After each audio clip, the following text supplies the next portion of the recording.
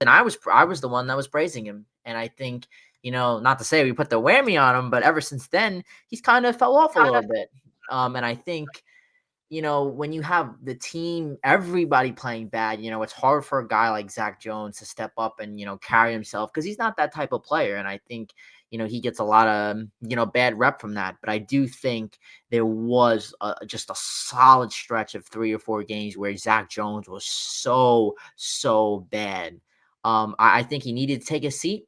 But with that being said, as of right now, I think it's time for him to come back into this lineup.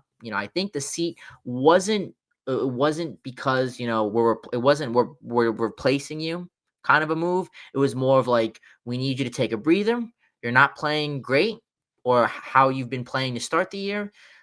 Take a quick breather, come back, and maybe with a fresh eyes. Hopefully you could get back to that pop that we saw at the end of last year and the beginning of this year.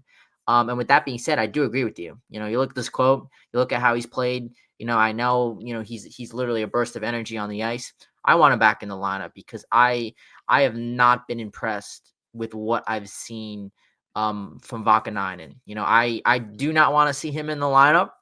Again, he's not been terrible. But I don't think he's been great at all. I think, when looking to it, who's better, who fits this team more, and who could contribute more. It's Zach Jones. I want Zach Jones in there. I don't think Vakanainen's that great, to be honest with you. I've not been impressed with him. He's made a lot of mistakes on the ice that we've been lucky haven't cost us more. But I think it is ready for Zach Jones to come back into the lineup. I do think it was warranted in him taking a break. But I'm ready to see him back in the lineup because, defensively, again, if this team is going to turn things around, it's going to start with the defense. So, Zach Jones, I'm all here for it. Let's put him back in, Lavi. Yeah, the big thing too that I read from this quote that I don't like, and again, it's kind of goes along with the bigger picture is I'm not a 32-year-old guy collecting a paycheck. We've seen some ballsy quotes this year.